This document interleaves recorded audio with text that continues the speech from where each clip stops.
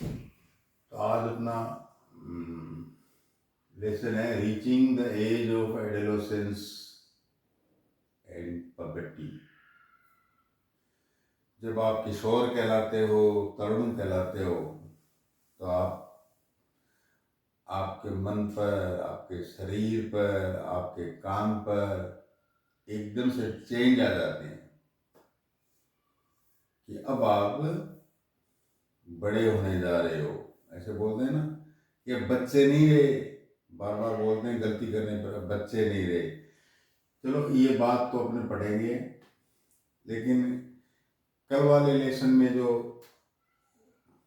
Reproduction in animal था उसमें sexual reproduction तो पढ़ लिया था आपने। एसेक्सुअल एसेक्सुअल रिप्रोडक्शन मतलब मेल और फीमेल की अलग अलग जरूरत नहीं होती, मेल ही या फीमेल ही अपने जैसा पैदा कर सकता है। ये लोअर जो एनिमल्स है ना, इनमें ऐसा होता है एसेक्सुअल रिप्रोडक्शन। लोअर में जैसे हाइड्रा है, एक हाइड्रा एनिमल है, वो इस तरह का होता है, छोटा सा, जैसे अपने सिर पर बाल है वैसे। बाल के अंदर एक बाल निकल गया, एक बड़ा निकल गया, बडिंग। और ये बाल जो है साइड में जो निकला, ये बड़ निकली है, ये अलग हो गई, नया हाइड्रा बना लिया, हो गया ना एसेक्सुअल रिप्रोडक्शन। अमीबा है, बोलते हैं ना अमीबा कभी मरा नहीं, अमर है अमीबा, अमर है, अमर मतलब मरा नहीं। बाकी सब मरते हैं लेकिन अमीबा मरा नहीं। क्यों भाई, ये कैसे? एसेक्सुअल रिप्रोडक्शन का अमीबा है ये बाइनरी फिजन, बाइनरी मतलब दो, बाइनरी फिजन, दो, एक से दो में। ये फ्री अमीबा हो गया, ये भी फ्री अमीबा हो गया, एक से दो बन गए। फिर वो जो है जब उनके जी में आएगी एक से दो, फिर वो तो मरा तो नहीं ना, एक से दो हो रहे हैं, मरे कहाँ, डिस्ट्रॉय कहाँ हुए? कारण asexual reproduction by binary fusion. तो लोअर एनिमल में एसेक्सुअल रिप्रोडक्शन ज्यादा होता है। एसेक्सुअल रिप्रोडक्शन की, जैसे सेक्सुअल रिप्रोडक्शन की स्टोरी आईवीएफ में थी कि एक्सटर्नल मेल या फीमेल गैमेट की फैक्ट्री में कोई दिक्कत आ जाती है तो वो निसंतान रह जाते हैं। नहीं, आईवीएफ टेक्निक के कारण क्या है, उन्होंने एक्सटर्नल फर्टिलाइजेशन संभव करा दिया। इसी प्रकार से एसेक्सुअल रिप्रोडक्शन में भी एक जोरदार स्टोरी है, बड़ी जोरदार डिस्कवरी है कि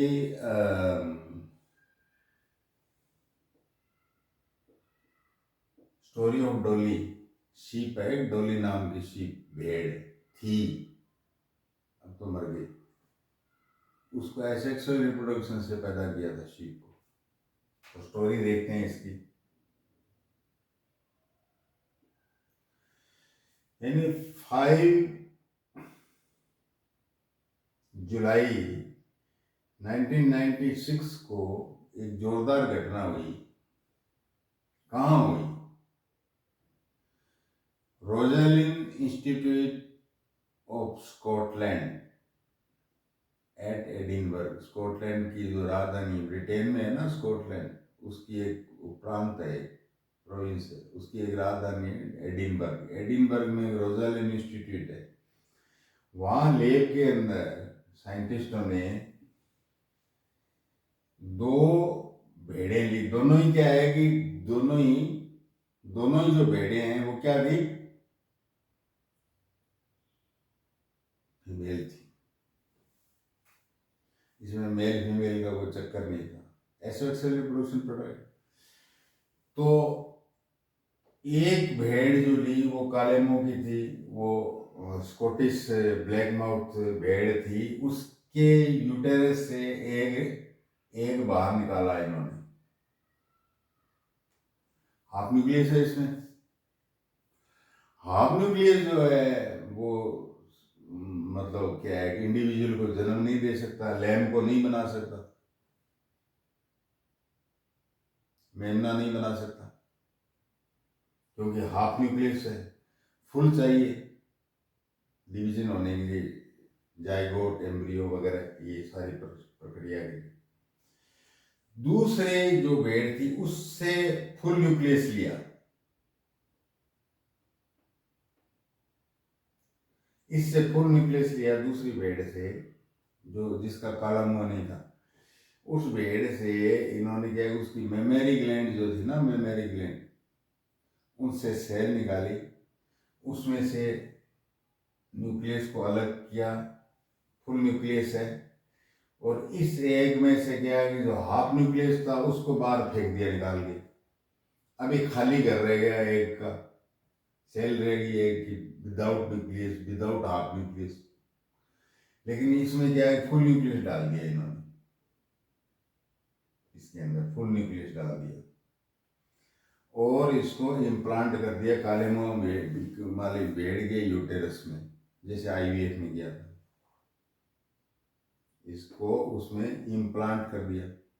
अब इसमें फुल न्यूक्लियस है, ये तो जाइगोट की तरह से हो गया ना, फुल न्यूक्लियस जाइगोट की तरह से हो गया। अब ये डिवाइड करेगा, यूटेरस में अंदर डिवाइड किया और डोली डोली डोली नाम का एक लैम जो है, मेमना, वो पैदा हो गया और बड़ा भी हो गया।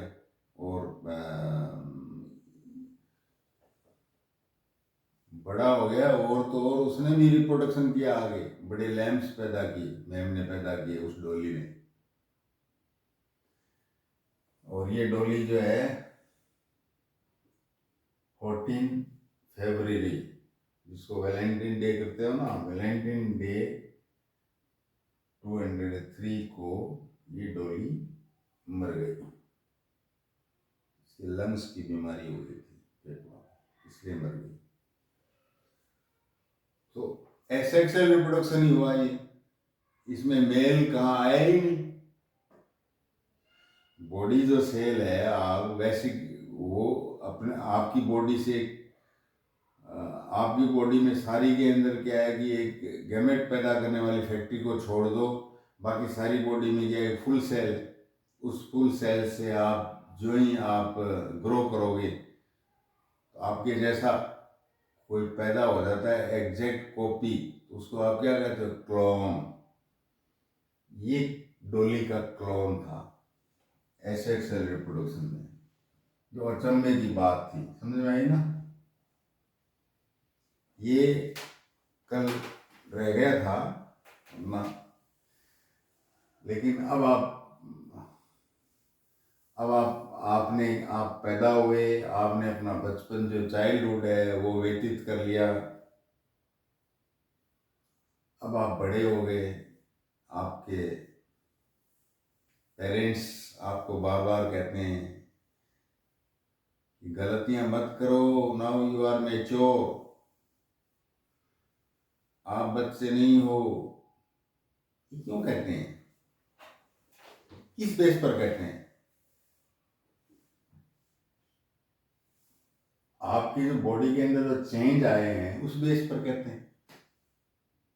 आप भी फील करते हो बॉडी में जो चेंज आए हैं, तो बॉडी में जो चेंज आया है वो किस एज में चेंज आता है, किस एज में चेंज आता है?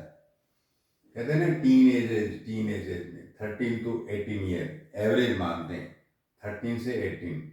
ये वेरी भी कर सकता है, कई जल्दी जवान हो जाते हैं, जल्दी किशोर हो जाते हैं, वो 8-10 साल के अंदर ही क्या है कि जवानों जैसी हरकतें करने लग जाते हैं। और कई क्या है कि ओल्ड एज मतलब 25-20 तक भी वो किशोरावस्था की हरकतें नहीं करते। तो ये वेरी करता है, कुल मिलाकर ये जो चेंज है। क्या चेंज है? Changes at puberty, changes at puberty, Heights, sudden height बढ़ जाती है।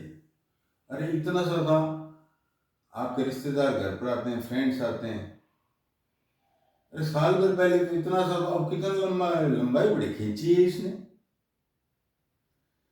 जो हाथ पैर की जो हड्डियां हैं ये एकदम से लंबी बढ़ जाती हैं, सडन जो ग्रोथ है वो बोन्स की होने लग जाती है। दरअसल में क्या है कि 11 की एज तक जो है, 11 की एज तक जो फीमेल है, लड़कियां हैं, वो अपनी हाइट 88% बढ़ा चुकी होती हैं।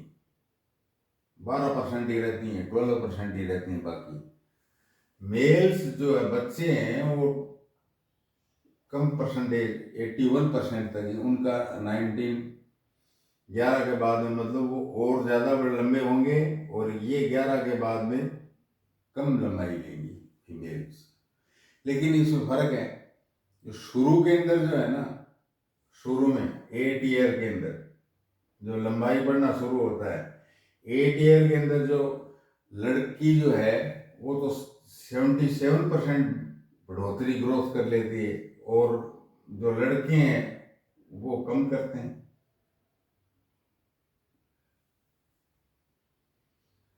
तो लड़कियां क्या है कि 8 की उम्र में 77%, और मेल जो है वो बच्चे जो है 71%, और 18 तक बराबर हो जाते हैं दोनों, लड़के और लड़कियां 18 तक 100% ग्रोथ अचीव कर लेते हैं। अब वो कोई 18 के बाद में ही सोचे कि मैं और लंबा होऊंगा, और लेंथ बढ़ेगी मेरी, लंबा जवान कहलाऊंगा, नहीं बढ़ेगी। किसी भी एज पर जो फुल जो नापने का है, फुल इस एज पर कितनी एज होनी चाहिए। जैसे मान लो 9 ईयर का बॉयज है, 9 ईयर का बॉयज है, 9 ईयर पर 120 सेंटीमीटर को, 9 ईयर पर क्या होता है, 9 ईयर पर 75% बढ़ोतरी कर चुका होता है। जो लड़का है, मेल है, बॉय है, 75, ये इससे डिवाइड कर दो 75% से, और इंटू 100, इसकी जो फुल लेंथ होगी कितनी होगी, 160 सेंटीमीटर। कुल मिलाकर क्या है, किसी भी एज में जितनी परसेंटेज है वो नीचे रख दो, और 120 ऊपर रख दो, मतलब ये परमानेंट न्यूमेरल है। ये 100 जो 100 है ये परमानेंट न्यूमेरल है। नीचे जो परसेंटेज रख दो, उस एज कैलकुलेशन करके इसको मल्टीप्लाई और सब्ट्रैक्ट करके वो जो आएगी वो फुल एज होगी उस इस उम्र की, 9 ईयर के लड़के की 160 सेंटीमीटर। अब ये आंकड़ेबाजी तो ठीक है, हाइट के बारे में अपने करते हैं, लेकिन हाइट हेरिडिटी पर भी तो डिपेंड करती है ना। खान पान अच्छा होगा, जैसे यूरोपियन के अंदर डेवलप्ड नेशंस होते हैं सारे के सारे, कितने लंबे चौड़े, वो स्टूडेंट्स भी ऐसे लगते हैं कि एडल्ट है, बड़े जवान हट्टे कट्टे होते हैं स्टूडेंट्स भी, नरिशमेंट अच्छा मिलता है, डेवलप्ड नेशंस है। और जो इंडिया में वो अंडर नरिश हैं, उनको नरिशमेंट देने के लिए कि ग्रोथ बढ़े, सब कुछ बढ़े, चेंज अच्छा आए, इसीलिए तो क्या स्कूलों में मिड डे मील शुरू किया गया, दूध वगैरह की वो सप्लाई की। बॉडी शेप इस तरह से करने लगे ना, मसल्स इस तरह से, उनका जो शोल्डर्स है वो भारी हो जाते हैं, जो ब्रेस्ट है वो भी, जो छाती है वो भी थोड़ी चौड़ी हो जाती है, chest, breast not breast but chest भी चौड़ी हो जाती है, शोल्डर भी चौड़े हो जाते हैं। वॉइस में चेंज आ जाता है, आपने देखा होगा, देखा क्या, फील करेंगे आप इस तरह से। जो वॉइस है वो एक गले के अंदर लैरिंक्स बॉक्स होता है, वो बड़ा होने लग जाता है मेल में। और मेल और फीमेल, अब मान लो कोई लड़का है और वो लड़की की वेशभूषा के अंदर क्या है कि कोई परफॉर्म कर रहा है, बना हुआ है, जानबूझ कर बना हुआ है लड़की की, को गड़बड़ करनी होगी उसकी, लड़कियों में मिलना होगा लड़की बनकर, लेकिन सारी लड़कियों में वो पहचाना जाएगा। यदि उसके गले के अंदर, थ्रोट के अंदर देखेंगे ना, तो गला जो है इस तरह से थोड़ा सा उभरा हुआ होगा। अरे ये तो वो है, ये जो गला उभर जाता है ग्लैंड थायराइड, ये इसको एडम्स एप्पल कहते हैं। तो मेल में क्या है कि एडम्स एप्पल आ जाएगी, आवाज भारी हो जाएगी, लैरिंक्स बॉक्स है वो बड़ा हो जाएगा, डीप वॉइस हो जाएगी। लेकिन चिंता की जरूरत नहीं है, ये 5-6 महीने रहता है, फिर सेट हो जाती है वो वॉइस। और जो गर्ल्स की आवाज है वो थोड़ी पतली हो जाएगी, हाई पिच की हो जाएगी, वॉइस चेंज इस प्रकार से होता है।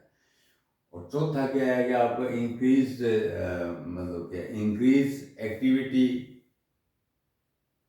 ये पिंपल्स है ना, ये क्यों होते हैं पिंपल्स? ये स्वीट ग्लैंड्स और सेबासियस ग्लैंड्स होते हैं स्किन के नीचे, उसकी एक्टिविटी बढ़ जाती है तो पिंपल्स हो जाते हैं। सेक्स ऑर्गन्स पूरे डेवलप हो जाते हैं। और सेक्स ऑर्गन्स क्या, दिमाग, मेंटल, इंटेलेक्चुअल, बुद्धि, इमोशनल, भावनात्मक मैच्योरिटी आ जाती है, इंडिपेंडेंट फील करने लगता है अपने आप को। जब माँ बाप बीच में उसके काम के कहते हैं ना, ये कर वो कर, तो उसको गुस्सा आता है, एंगर आता है, मेरे को सब पता है, टांग मत अड़ाओ, मेरे को सब पता है, क्या समझा रहे हो। लर्निंग भी तेज हो जाती है उसकी, सीखने की जो प्रोसेस है वो भी जल्दी कर लेता है ना, समझ में। तो ये चेंजेस किशोरावस्था में, तरुणावस्था में और पबर्टी में ये आते हैं। 1 2 3 4 5 6, ये आपका ये उम्र हो गई, उतार लेने हैं। फिर आइए आप सेकेंडरी सेक्सुअल कैरेक्टर्स। बच्चे से आपको अलग कैसे किया जा सकता है देखने में, बताओ। मेल है, बॉयज है, आपके चेहरे पर दाढ़ी मूछ आ जाएगी।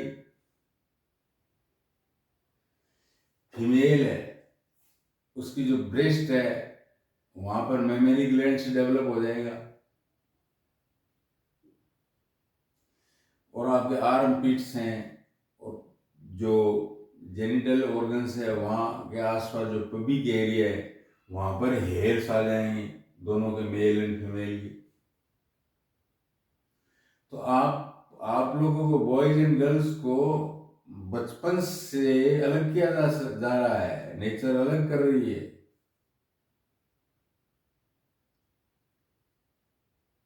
ये जो क्या कहते हैं हेयर्स है ना, ये हेयर्स, ये आपका बचपन छीन रहे हैं। स्नैचिंग योर चाइल्डहुड, जो मजे बचपन में है वो फिर एडोलेसेंस एज में नहीं होंगे। ये जो फेशियल हेयर्स है वो किस कारण से होता है भाई? टेस्टीज में क्या है कि टेस्टोस्टेरोन हार्मोन निकलता है, ये मेल हार्मोन होता है। ये आवाज का भारी होना, बाल आना, वो आना, ये सब हेयर वगैरह ये टेस्टोस्टेरोन हार्मोन के कारण होता है। पूछ सकता है वो टेस्टोस्टेरोन हार्मोन के कारण क्या चेंजेस होते हैं, बताएं। एस्ट्रोजन हार्मोन के कारण क्या चेंजेस होते हैं, बताएं। कि मेमोरी ग्लैंड्स बन जाती है, ब्रेस्ट बड़ी हो जाती है, आर्मपिट में भी एरिया में हेयर्स आने लग जाते हैं। इन दोनों को ही क्या है, टेस्टोस्टेरोन और एस्ट्रोजन हार्मोन्स को एक और मास्टर ग्लैंड है वो कंट्रोल करती है, वो दिमाग में,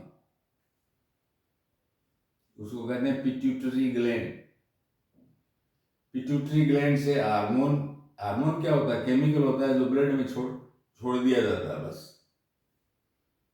और वो ब्लड जब जाता है तो जिस जगह का डेवलपमेंट करना होता है वहाँ वो जो केमिकल है, वो जो हार्मोन है, वो वहाँ पर एक्टिविटी करने लग जाता है।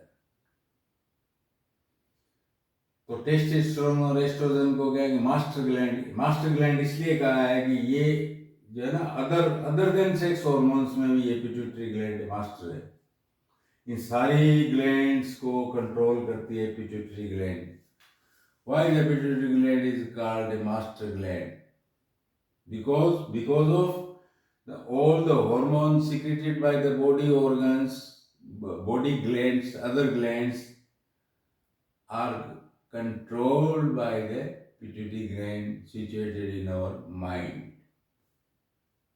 Pituitary gland. तो ये जो सेक्सुअल कैरेक्टर्स जो है सेकेंडरी, ये डेवलप हो गए, ये चेंज आए, और आपके अपीयरेंस में देखने पर जो कैरेक्टर आते हैं कि अब ये बचपन से बड़ा हो गया है, फिजिकली देखने पर, वो सेकेंडरी सेक्सुअल कैरेक्टर हो गया। अब जो हॉर्मोन्स का जो रोल होता है वो क्या होता है, पिट्यूटरी ग्लैंड ऑर्डर देती है, वो एक केमिकल छोड़ती है ऑर्डर के रूप में, और वो क्या है खून के साथ बह के किस प्रकार से इनिशिएशन कर देती है आप रिप्रोडक्शन फंक्शन। ये पिट्यूटरी ग्लैंड ने ब्लड स्ट्रीम के अंदर क्या केमिकल हार्मोन छोड़ा, और छोड़ते ही क्या है कि वो टेस्टिस के पास गया और वो ओवेरी के पास गया बच्चे के, और इसको ट्रिगर कर दिया, टेस्टोस्टेरोन के लिए ट्रिगर कर दिया, उधर क्या है गर्ल्स में एस्ट्रोजन के लिए ट्रिगर कर दिया।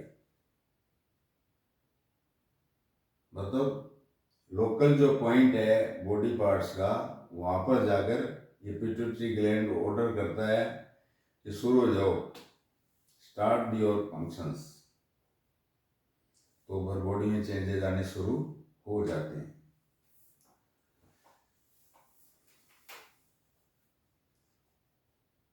रिप्रोडक्टिव फेज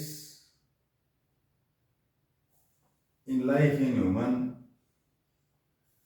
मतलब बच्चे से जब जवान हुए, तो देखिए मजे की बात देखिए कि जो मेल होता है, जो पुरुष होता है,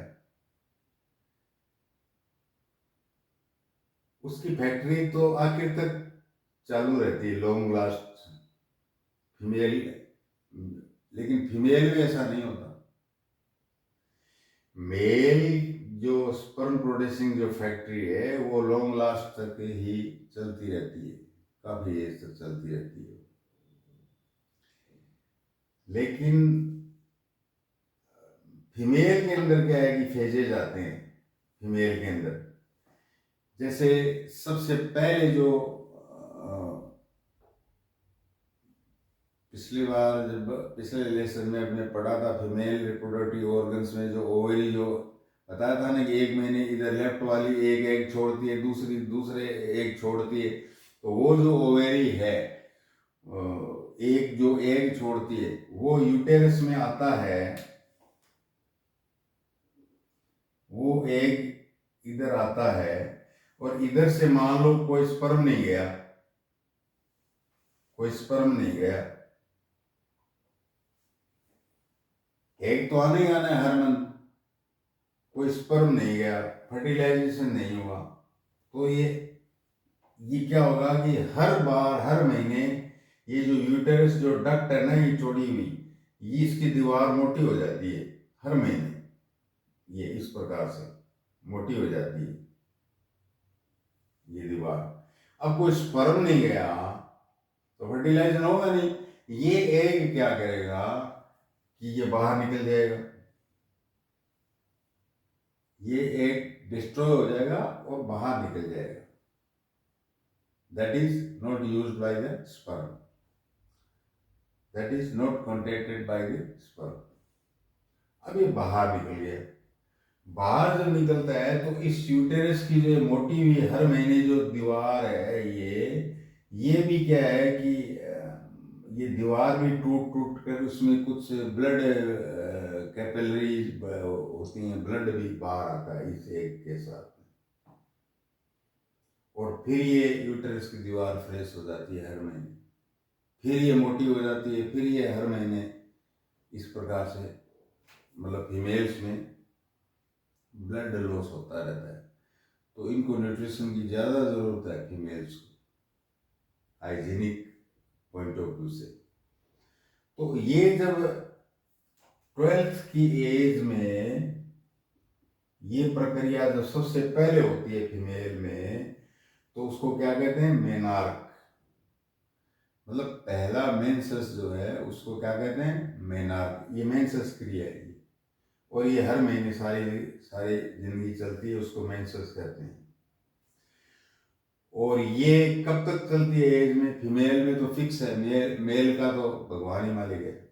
मेल में कब तक फिक्स है ये, 45 के बाद में पोज आ जाता है। ये देखो पोज, आप टीवी को, मोबाइल को सबको पोज करते हो ना, कि एक बार पोज कर दे, एक बात करनी। तो ये मेनो पोज 45 के बाद में एग प्रोडक्शन बंद है, समझ। और यही चक्कर है कि आजकल बड़ा सिस्टम खराब चल रहा है। जो फीमेल्स हैं वो 40 ईयर्स तक मैरिज नहीं करती, 40 ईयर्स तक मैरिज करती हैं, और 45 के बाद में तो वो संतान पैदा कर ही नहीं सकती। नेचर ने कहा है कि मेनोपॉज आ गया 45 के बाद में। तो लेट मैरिज के काफ़ी नुकसान भी है। तो हाँ, औरत को जो गलत ठहराया जाता है ना, वो मिथ क्लियर करते हैं आज अपने। हर कोई मेल अपने घरों में, कोई सास है, कोई ससुर है, कोई फैमिली का कोई मेंबर है, वो ये कहता है ना कि बहू लड़का नहीं दे रही है, बहू लड़का नहीं दे रही है, ये लड़के ही लड़कियां पैदा करती है, बहू का दोष है। बिल्कुल गलत है, ये उसके लड़के का बोल का दोष है। देखिए जो ओवम है, मैंने कहा था ना हाफ, ये ओवम हाफ,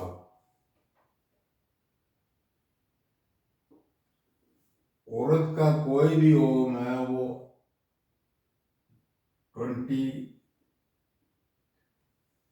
23rd जो क्रोमोसोम है वो एक्स होता है। ह्यूमन बॉडी में टोटल क्रोमोसोम सेल में कितने होते हैं, 46, यानी पेयर, 23 पेयर। हाफ में ये पेयर शब्द हट जाता है भाई, 23 रह जाते हैं। तो 23rd जो क्रोमोसोम है ओवम में, उस क्रोमोसोम को एक्स करने, एक्स ही होता है, एक्स ही होता है। यानी इसके कितने ही आप ओवम ले लो, ये सारे हाफ ओवम है, हाफ एग है, सारों में X X X X X है, half chromosome, half cell, half nucleus. Anyway, ये बात है फीमेल की। और मेल के जो गैमेट्स हैं, मेल के गैमेट्स का मतलब स्पर्म, पढ़ा आपने कल, 2 टाइप के स्पर्म, इसमें तो एक ही टाइप के सारे ओवम है, एक्स एक्स एक्स एक्स, एक ही टाइप के। लेकिन स्पर्म जो है वो 2 टाइप्स के, आधे तो एक्स टाइप के, आधे वाई टाइप के, आधे एक्स टाइप के, आधे वाई टाइप के। अब जब फर्टिलाइजेशन होता है, जब मेल स्पर्म और ओवम मिलते हैं, तो बाई द वे क्या है, एक्स वाला यहाँ ओवम से मिल गया तो ये डबल एक्स हो गया, फुल हो गया, ये जाइगोट हो गया, लड़की हो, गर्ल, फर्टिस गर्ल हो। तो क्वेश्चन पूछ सकता है, जब एक्स स्पर्म ओवम से मिलेगा तो what will be born? Girl child, girl baby. When Y chromosome will fertilize to ovum, वहां ओवम के लिए कुछ नहीं पूछेगा आपको, सीधा ही ओवम लिख देगा, क्योंकि पता है कि सारे एक्स ही हैं, तो एक्स एक्स एक्स। यहां गड़बड़ करेगा वो मेल में कि Y chromosome will fertilize to the ovum, what will the sex of baby? Male. है ना, समझे? तो अब आप साइंटिफिकली समझ गए हो, तो अब आप दोषी किसको बताओगे? आप किसको कहोगे? आप मेल फीमेल बच्चे के लिए दोषी आदमी हुआ या औरत हुई? आदमी हुआ ना, कि तुम्हारा जो वाई स्पर्म है वो बेकार है, वो दौड़ में पीछे रह जाता है, एक्स भागकर एक्स से मिल जाता है और लड़की हो जाती है। आपका जो वाई स्पर्म है that is very inactive and ढीला, आलसी, और दोष दे रहे हो औरत को कि लड़कियां पैदा करके दे दी। ये साइंटिफिक फैक्ट्स थे मेल और फीमेल सेक्स डिटर्मिनेशन के लिए। समझ में आ गया ना? अब ये तो हार्मोन्स की सेक्स हार्मोन्स की बात कर रहे हैं बार बार बार। Hormones other than sex hormones, अरे यूं मानिए कि अपना जो शरीर है ना, ये हेल्दी है अनहेल्दी है, क्या सोचते हैं, क्या खाते हैं, क्या पसंद है, क्या नहीं है, क्या पहने क्या नहीं पहने, किससे बात करें क्या करें, ये सब जो जिंदगी के जो भी खेल हैं, ये किसके खेल है? ये हार्मोनल एक्टिविटीज है, ये हार्मोन के खेल हैं। बॉडी में से जो केमिकल सिक्रीशन होते हैं वो अपना प्रभाव दिखाते हैं। थोड़ा सा आप देख लो इस बात को, और इन सब बातों को मास्टर करती है बुद्धि, इंटेलिजेंस। ये पिट्यूटरी ग्लैंड जो मास्टर ग्लैंड है, ये अपने ब्रेन के अंदर होती है पिट्यूटरी ग्लैंड। ये सब ये शरीर के ग्रोथ के बारे में भी देखती है, ये ग्रोथ भी बढ़ाता है पिट्यूटरी ग्लैंड, कंट्रोलर तो है ही है, साथ में ग्रोथ भी बॉडी की करवाता है ये पिट्यूटरी हार्मोन। थायराइड हार्मोन घर में सुनते ही होंगे, हाइपोथायरॉइडिज्म में थायराइड की गोली लेते हैं, मदर है फादर है वो भाई है बहन है, थायराइड हो गया थायराइड हो गया। ये खाना जो है, कहते हैं ना अंग लगना, खाना सही से शरीर के अंदर जंचना, मेटाबॉलिज्म, ये थायराइड ग्लैंड जो है आयोडीन से एक थायरोक्सिन हार्मोन बनाती है, वो गोली जो होती है वो थायरोक्सिन हार्मोन की होती है। थायरोक्सिन हार्मोन की गोली जो है वो, जिसमें थायरोक्सिन नहीं बनता है वो लेते हैं। थायरोक्सिन थायराइड हार्मोन ग्लैंड से निकलता है, गले के अंदर जो है लैरिंक्स के पास, वॉइस बॉक्स के पास। यदि नहीं लोगे, थायरोक्सिन हार्मोन आपका एक्यूरेट नहीं है, ज्यादा हो गया तो आप सारे दिन खाना खाते रहो खाते रहो खाते रहो, लेकिन आपकी बॉडी ऐसी सिकुड़ी हो जाएगी, आंखें बाहर निकल जाएगी। लोग कहेंगे तू खाना नहीं खाता क्या? वो कहेगा मैं तो लाओ अभी ला दो, मैं तो 10 रोटी अभी खा लूंगा। कम निकल रहा है तो सारे दिन के आलसी पड़ा रहेगा चारपाई पर, थोड़ा सा काम कर लिया, अरे मैं तो टायर्ड हो गया। ये कमाल थायरोक्सिन हार्मोन का किससे निकलता है? थायराइड जो गले के अंदर है। ये सिर्फ आदमी में नहीं, जबकि जो छोटे जो लोअर एनिमल्स है उनमें भी ये कमाल करता है। एक शब्द पढ़ा था पिछले अपने लेसन में, रिप्रोडक्शन वाले, मेटामॉर्फोसिस। बच्चे फ्रॉग में आपने पूंछ बताई थी, टेडपोल में पूंछ होती है, फ्रॉग का जो बच्चा होता है उसको टेडपोल कहते हैं, उसमें टेल होती है। लेकिन मेटामॉर्फोसिस यानी चेंज ऑफ बॉडी से वो अडल्ट फ्रॉग बन जाता है और पूंछ गायब हो जाती है। ये गाय किसके कारण होती है? थायरोक्सिन हार्मोन के कारण होती है। उसमें भी थायरोक्सिन हार्मोन काम करता है। अब यदि एक फ्रॉग है, टेडपोल, उसमें पानी के अंदर, पानी में रहते हैं टेडपोल, पूंछ, टेल फ्रॉग बच्चे, वो पानी में रहते हैं। यदि उस पानी के अंदर क्या है कि आयोडीन नहीं है, आयोडीन नहीं है तो क्या थायरोक्सिन हार्मोन बनेगा नहीं, और वो जो बच्चा वो बड़ा हो जाएगा और आपको क्या पूंछ वाला फ्रॉग मिलेगा, उसकी पूंछ नहीं जाएगी, मेटामॉर्फोसिस नहीं होगा।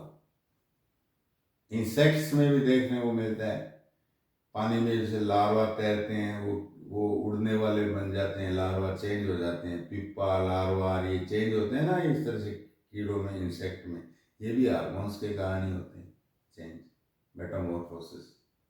आप में भी तो हो रहा है मेटामॉर्फोसिस, बचपन से आप क्या है कि किशोर बन रहे हो, लोग कह रहे हैं अब बड़े हो गए, बड़े हो गए। ये क्यों हुआ? किस कारण से हुआ? हार्मोन्स के कारण। एड्रेनल, ये जो अपना गुर्दा होता है, जो किडनी होती है, उसके ऊपर ये मान लो गुर्दा है तो इसके ऊपर इस तरह की एक टोपी सी रहती है, ये एड्रेनल ग्लैंड कहलाती है। ये गुर्दा है, इसके ऊपर टोपी जो है ये एड्रेनल ग्लैंड है, ये एड्रेनल हार्मोन निकालती है ये। तो जहाँ भी सांस का काम हो, हिम्मत का काम हो, किसी की लड़ाई करनी हो, या अपने शरीर के अंदर क्या है कि जो मिनरल्स का बैलेंस रखना हो, सोडियम का, पोटेशियम का, बीपी सही रहे, ये सब काम एड्रेनल का है, एड्रेनलिन हार्मोन का है। एड्रेनल ग्लैंड एड्रेनल हार्मोन ही निकालती है। अब आ जाइए पेंक्रियाज। पेंक्रियाज ये भी आप आमतौर पर घर, शुगर हो गई, शुगर हो गई, अच्छा क्या करते हो? इंसुलिन लेना पड़ता है। अब तो इंसुलिन पर आ गए। इंसुलिन क्या है? हार्मोन है। अपनी बॉडी में कौन पैदा करता है? पैंक्रियाज। जो आंत हो, मतलब स्टोमक और इंटेस्टाइन, जैसे ये स्टोमक है और ये इंटेस्टाइन है।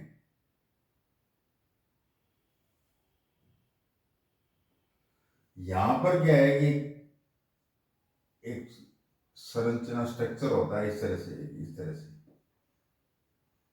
ये टंग होती है ना, जीभ, येलो जीभ जैसी एक स्ट्रक्चर होता है इस स्टोमक के नीचे, ये पैंक्रियाज कहलाता है। और ये कौन सा हार्मोन निकालता है? इंसुलिन। जो खाना खाते हैं इसको, ग्लूकोज को सेट करने का काम इंसुलिन करता है। पैंक्रियाज ने इंसुलिन बंद कर दिया, ब्लड के अंदर शुगर, सारे ऑर्गन के अंदर शुगर, मतलब एक प्रकार से शुगर के कारण गए सारे ऑर्गन डैमेज, आंख भी डैमेज, पैर भी डैमेज, लीवर भी डैमेज, किडनी भी डैमेज, सारी सारी पैथी आ जाएगी इस इंसुलिन हार्मोन की कमी के कारण। ओवेरी और टेस्टिस पिछले में पढ़ाए ही थे अपने, तो ये जो स्पर्म प्रोडक्शन है वो टेस्टोस्टेरोन के कारण होता है, और ओवेरी में जो है एस्ट्रोजन और प्रोजेस्टेरोन, जो मेनोपॉज आता है ना, वो प्रोजेस्टेरोन, यदि प्रोजेस्टेरोन हार्मोन निकलेगा तो मेनोपॉज बंद हो जाएगा। फर्टिलाइजेशन के बाद में ओवेरी जो है प्रोजेस्टेरोन हार्मोन निकालने लग जाती है। ये आता है ना कि फर्टिलाइजेशन हुआ है या नहीं, इस बात की क्या पहचान है?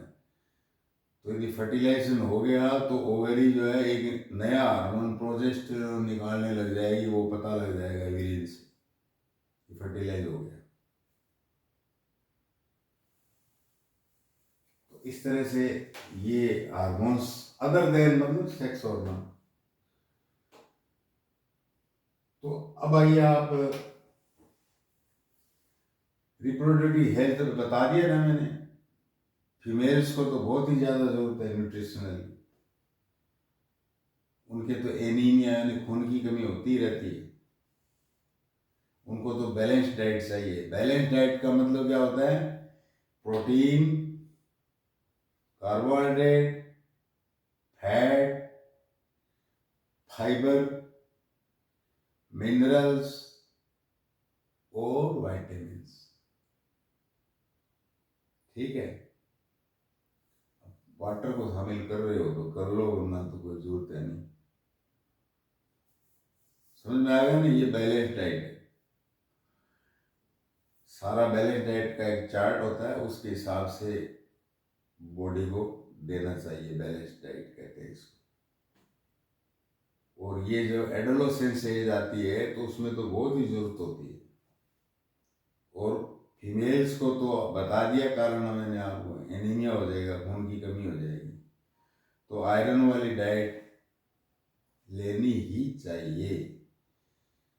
पर्सनल हाइजीन, पड़े हो हफ्ते हफ्ते तक बाथ नहीं ले रहे हो तो पिंपल्स के अंदर क्या बैक्टीरिया जमा हो जाएंगे, वो और बढ़ा देंगे, और पिंपल्स को बढ़ा देंगे। जो हेयर उग रहे हैं उनकी रूट्स के अंदर क्या बैक्टीरिया डेवलप होने लग जाएंगे, मैल इकट्ठा होने लग जाएगा।